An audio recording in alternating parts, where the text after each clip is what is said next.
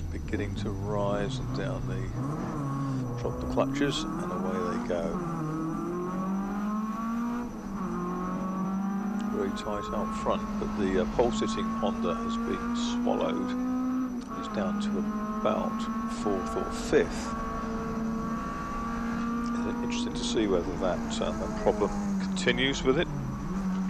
Well, he's down to 6 as they head into the complex for the first time. It's the Proton of Richard Field who has got the lead. Are they all going to get through is the question. Yeah, got through the first pass of the complex. Okay, this grid of over 30 cars. It's Richard Field who leads. Martin Addison in 2nd place. He's got a 60-second penalty in his Peugeot 106. Ryan Colby's green Clio giving chase ahead of the similar machine of Robert Jarman, the yellow and green car. Martin Addison, winner of certainly the race of the year for the CSCC at Anglesey earlier this year when he hunted down the Boardman Moulton Smith BMW Compact at Anglesey. It was just pipped on the line, but then the BMW got a penalty and gave Addison the win. But it's Richard Field who came within a few hundredths of a second, that Proton, of winning here last year. Was just pipped on the line thanks to a damaged radiator. And I think he's lost the lead there as Martin Addison has taken over. Okay, we'll pick them up as they come up Woodham Hill for the first time. And there's 4 cars packed into that lead group. The green car in 2nd place, 5 cars in fact. The green car has swooped through on the inside. They're hopping over the curb, and it's 189 Addison who leads from 172 in 2nd place. That's Ryan Colby, who was exceptional on the brakes, really brave and incisive up the inside, carved his way through. Very neatly done. Fields 3rd, Jarman's 4th, Reynolds is 5th, and Barlow in 6th. Poleman Ainge in 7th place. Into the complex again, then the Addison plant Peugeot. Man from the northeast leads the way ahead of Colby's very green Clio. The Proton is down to 3rd, Jarman is 4th. They stream their way through this mixture of saloons and hatchbacks up to 2 litres in engine size. A magnificent sight they make, certainly. Nigel Ainge possibly struggling with those electrical issues in the Integra. They'll be out in a different Integra, that pairing, in the New Millennium Series race tomorrow. And all 32 cars that took the start still going. There is one other car that didn't start, but I haven't managed to work out who it is, unfortunately. Take a look down the list as they go around the back of the circuit.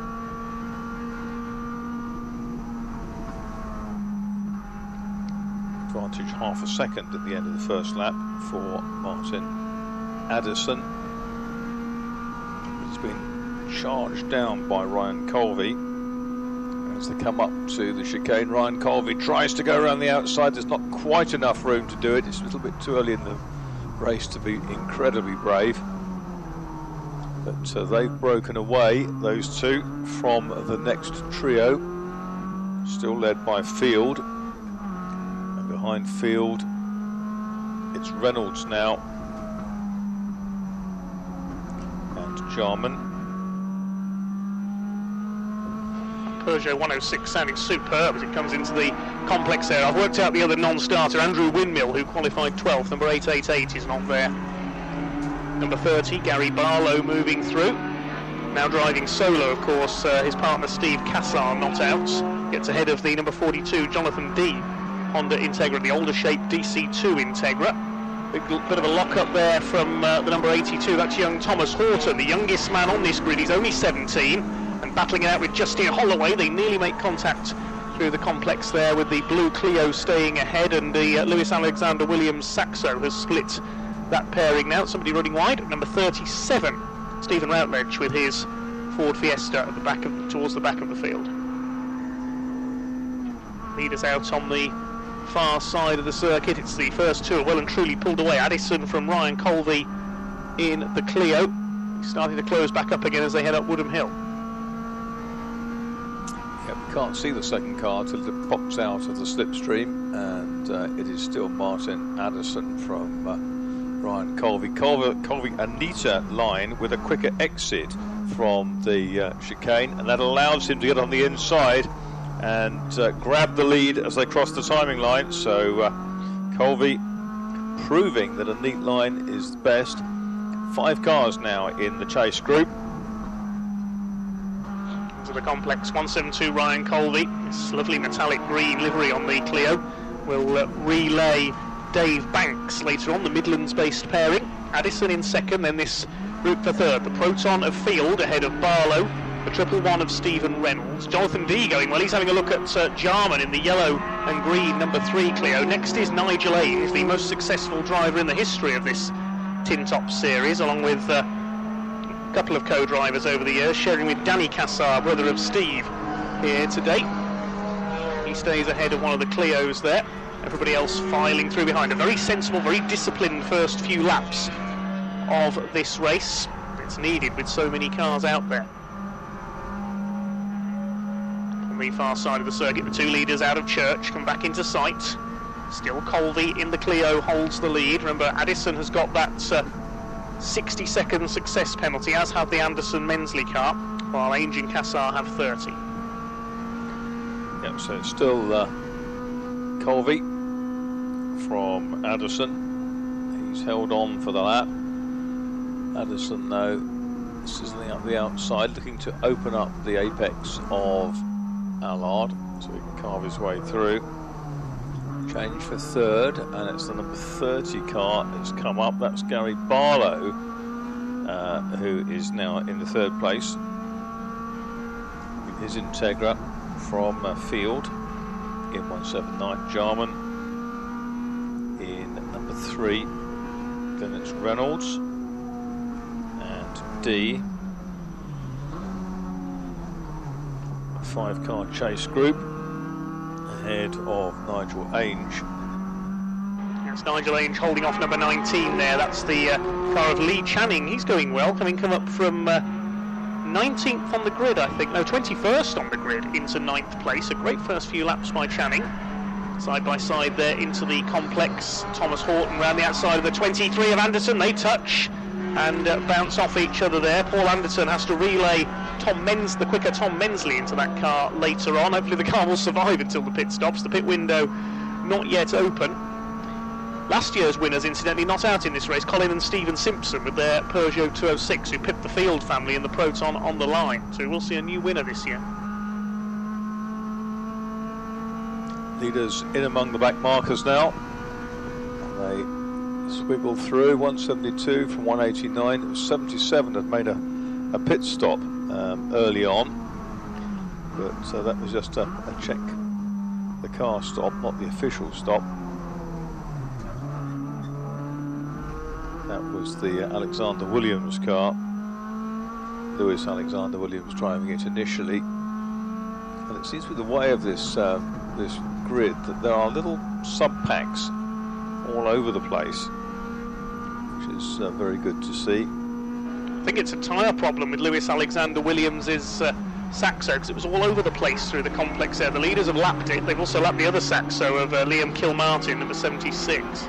Up on the curb there is the number 19 of Lee Channing. Nice little group behind him, headed by David Hutchins in the 49 Civic. He's got Nick Mellor in 205 up behind him in the 205. And then 3 more cars trailing behind. It's busy everywhere you look at the moment. This is great stuff from the Tin Tops. Yeah, in many ways this is the race of the afternoon, because it's some very entertaining driving for the competitors and for us, the spectators, to watch. Leaders up to the chicane for the 5th time. Very, very wide line in for Ryan Colby, and in some ways that allowed his pursuer Martin Addison to gain some ground. Absolutely together, just 0.3 between them now. 76, one of the back markers with a novice cross on the back, bottling up the next group through. And I can hear that Nigel Ainge car has a bizarre misfire. It's like the rev limiter's cutting in, just so it sounds really flat.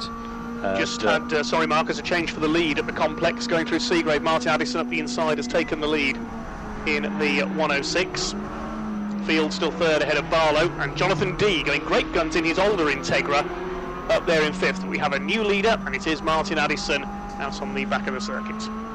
Okay, no props, and yeah, I was just saying the Nigel Ainge car, it's audible. The fluffiness coming in there, which sounds like it's running out of electrical power, which does indicate that a repetition of that alternator problem that we heard about earlier on from Adam is going to spoil their race.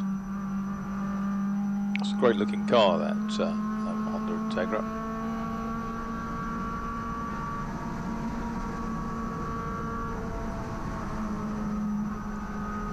So, only one leader. Where has Colby gone? I think he's up at the far end of the circuit on the inside of Noble. I can see him. I can see a green car up there, so I think he's possibly given up the ghost. Okay, so that's sharpened the action up for the chase group.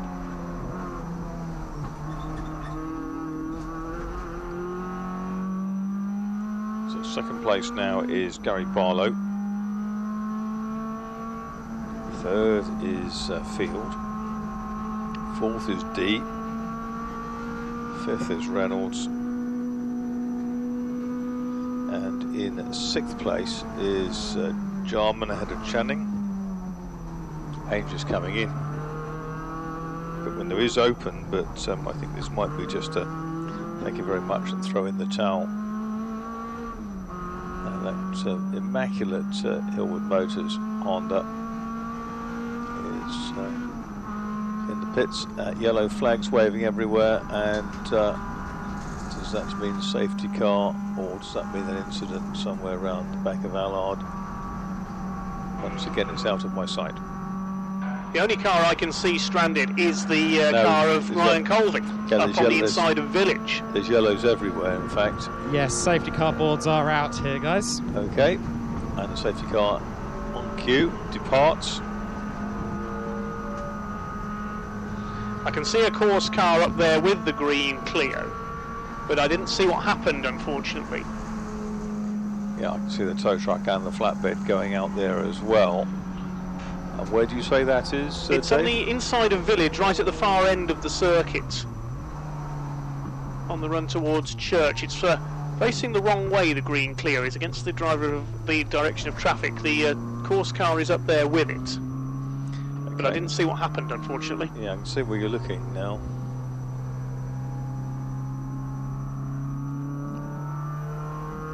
Pit window is open as well, so this will be everybody in, I think. I think so. And this will frustrate Martin Addison, because he was trying to build up as big a lead as he could to overcome that success penalty, but it's all been neutralised now. We lost 42D as well, I think we have. D is shown as having gone into the pits, but I'm not sure. 40 Hutchins is in the pits, but not D. 42 not in the pit lane with me, guys. I can confirm, and I can also confirm that Ainge and Cassar will be going no further with the 86 Integra. That car's being pulled in with the misfire that you called out there on circuit, Marcus. Okay, yeah, like it just sounded really rough, and there's no point in damaging it. They're a pragmatic couple of guys, just they've been there before. Another car. Safety car, which means that after 3 laps behind it, we're going to see Addison come into the pits in 189 with 205 in behind him. That's Mellor from what was 4th place. How do you read this, Dave, then? The race leader essentially waits 3 laps behind a pace car, then comes into 7-minute penalty, as all the rest of them are freed. I don't quite understand that. We'll find out what Martin Addison's game plan is later. We'll find out what he's up to. Meantime, we've got 2 Clios fighting for the lead as they headed through there, with the 4 cars ahead of them having come in. The Mellor Peugeot 205, Paul Bolton's Fiesta and the Johnson Pierce Honda have all come in, so it's number 3 of Robert Jarman who's got the lead now, fighting off number 19 Lee Channing, who's been running superbly in the early laps of this race. Third on the road now, I think he's the number 8 of Andrew Wheatley, the Class E runner, rival of Martin Addison in that class. It's the 2 Clios who lead down at Church on the first lap of this restart. Just speaking to Addison's team, apparently the plan all along was for them to follow the safety car in, the reason being that they would then avoid being held at the pit exit and effectively losing a lap. That's their reasoning there. I didn't see anyone held at the exit, did you? I didn't either, no, but that's what that's the logic I was given. Well, that's the logic I'll report. It sounds like it was flawed to me, but we will see. There may be something that happens.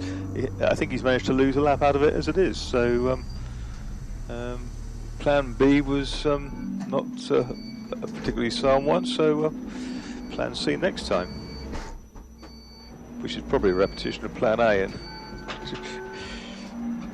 well, if Martin Addison can do what he did at Anglesey from the back with a 30-second penalty, if he can do that with a 60-second penalty here, then I think a professional contract's in the offing. No helping the others.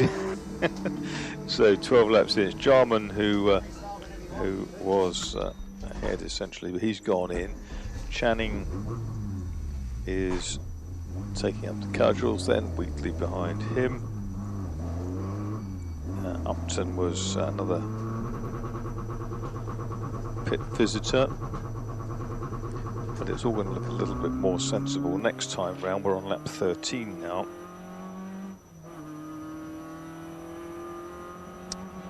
Just some more news from pit lane. The 49 Civic, the Hutchins car, has been in twice so far. It's electrical issues, alternator and battery light on, so possibly an early end to their day. Fun, isn't it? They've run for 100,000 miles on the road. You don't lift the bonnet, but you bring them out on a racetrack and it all goes pear-shaped. So here the quick boys coming through. That is Channing, who leads in the 19 silver car. Wheatley nearly 3 seconds behind in 8.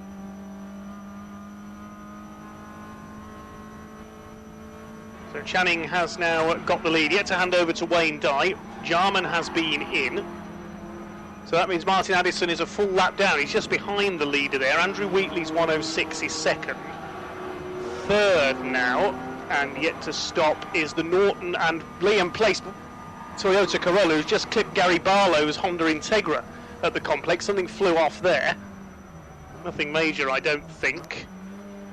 The car to watch, though, possibly from further back, is going to be the number 23, because I believe Tom Mensley has now taken over that car. There it is. I think it's Mensley on board Paul Anderson's Clio now, so that should start to charge up the order. Yeah, Wayne Rushworth up to 5th in 24, and he's not stopped. D in the 42 car running 4th, he has stopped.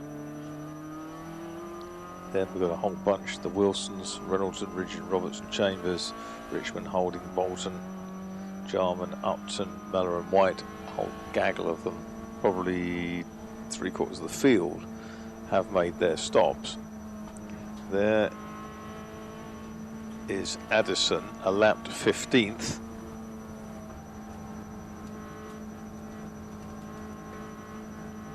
See if he's going to charge his way back into the top 10. It's possible that he can, because one or two of the quick cars have yet to stop. Here we go. We've got Channing in this lap,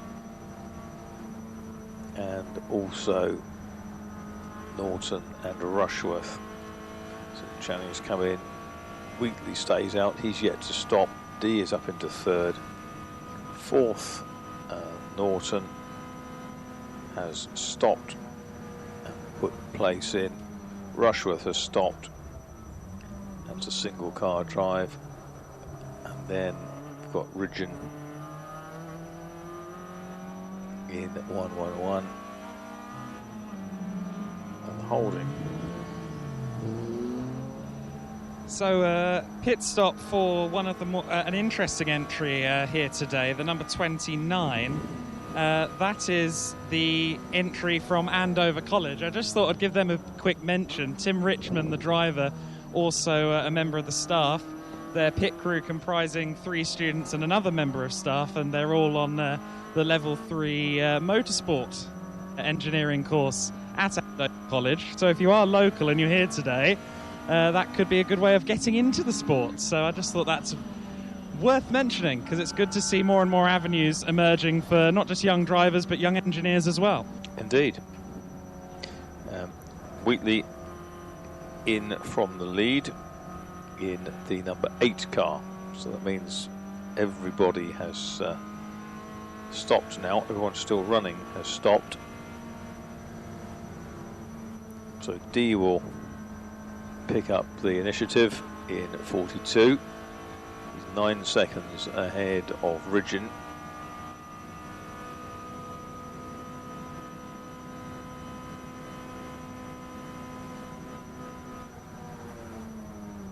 So the stagger will unwind to a degree on this lap. Some good outbraking coming into the chicane. Just looking to see who that was. One of the Fiesta drivers. It was 37, and that was Routledge, who came through past a slower car.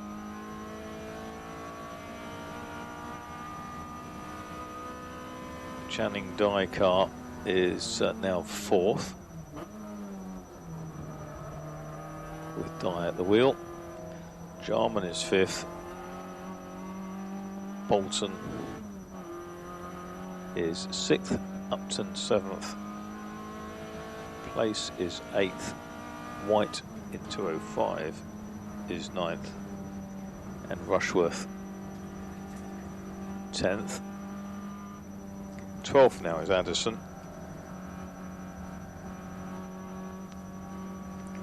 And just see whether he has any option. Yeah, so he can.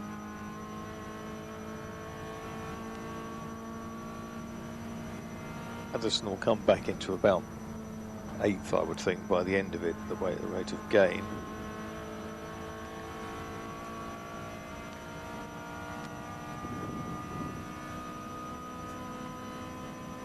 So leader is now 42, which is Jonathan D, with the Trackstar door cards, Green Lane Garage Honda Integra. Leads by 8.6 seconds from John Ridgen.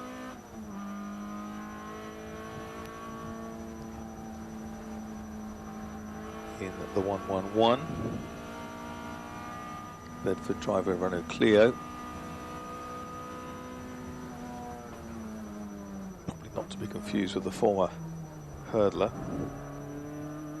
Top British hurdler. Then Jarman is 3rd. Bolton 4th. Wayne Dye is 5th. Wheatley is 6th. And where is Addison?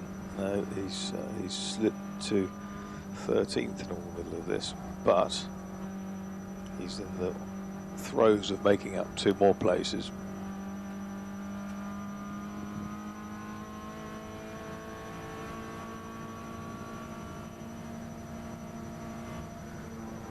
Eight and a half minutes to go.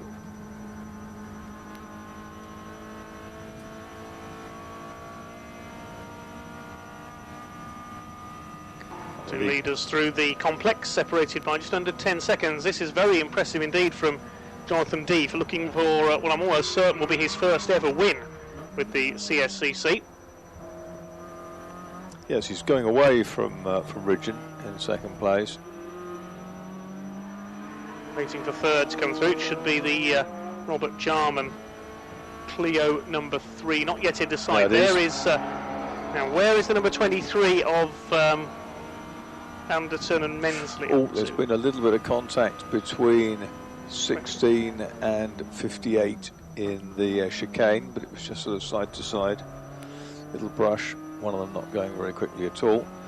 Here comes Addison, who's certainly not hanging around in the 189, and as a result has climbed to 11th. So Addison is going to finish in the top 10 out of this, but he's got to keep charging. His last lap of 129.6 wasn't as quick as, in fact, Richard Jason Field ahead of him, just set the best lap of anybody at 1:28.4, but the two of them, 1:79 and 1:89, are lapping 7 seconds quicker than the next 4 or 5 ahead of them, so they're going to make really strong progress from now on, albeit with time ticking down. D leads. It's gone out to over 10 seconds, 10.4. As Dave was saying, a very impressive run.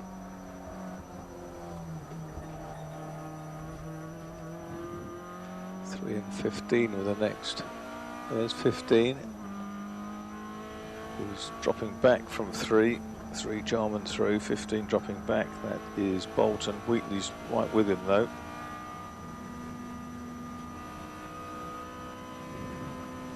And here the real chasers, the red Proton, which is Richard Jason Field, being chased by Martin Addison. So 1:79, 1:89. Barreling up the order now.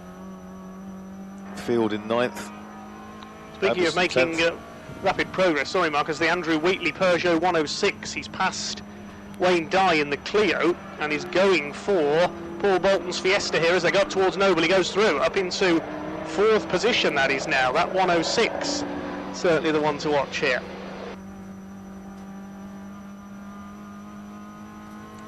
As my commentary box gets buzzed by the local air ambulance, that's what you can hear there.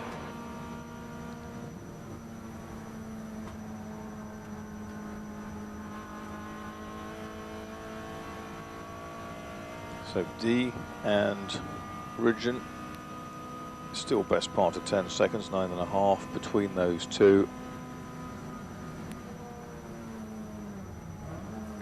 The yellow and green car is the car that's running 3rd, which is number 3, which is Robert Jarman. He goes through. Late pit stop from 1:01. Probably out of the race as a result. Wheatley up into 4th place. Super drive from him. He was running 2nd at one point, sort of through the pit stop phase, but it's probably on corrected positions. Everyone had stopped at that point.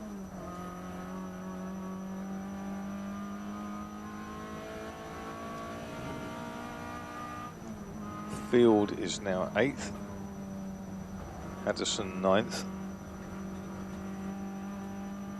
Upton 10th.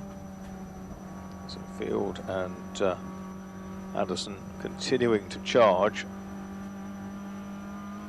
Addison with a personal best, 1:28.642. 1:28.642, which is pretty close to his quality time this morning. So Hugh Pearce back out on track in the 101. Apparently had quite a big off on the last lap and just wanted to get the car checked over. Quite a sensible move considering the high-speed nature of the circuit. I'm not sure this is now leader D backing off just a little bit, but he did a 32.8 last time round, 2 seconds slower than John Ridgeon in 2nd place, and John Ridgeon is closing down. It's come down to 7.6 seconds. There's yellow flags waving and a white flag also waving for a slower car. That is at Allard Corner. It's out of my sight again. I believe it's the 91 Fiesta. Okay. Waiting to see if it comes Yes, into McDonald, my isn't it? sight here. Well, here's the 4th place battle headed by Wheatley.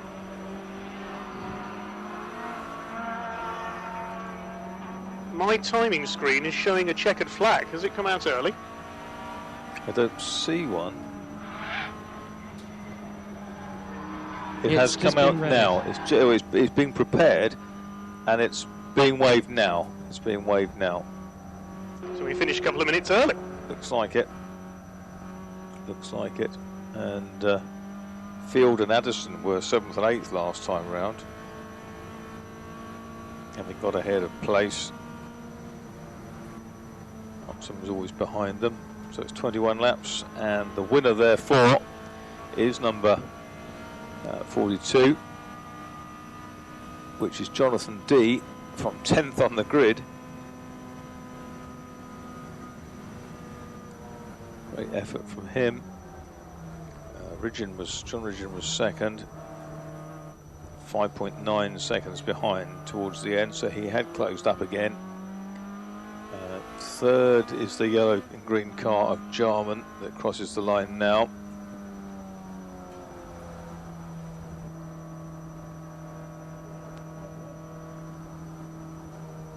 Here come the really quick boys coming through.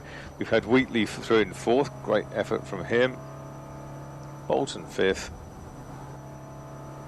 Dye sixth, Field seventh, Addison eighth, where I predicted he'd be about 5 or 6 laps ago, and 9th and 10th are going to be the Norton Place car, I think, going through now, that's right. And then Upton, Terry Upton, from 22nd on the grid into 11th. So, superb racing from Cold Sports Tin Tops.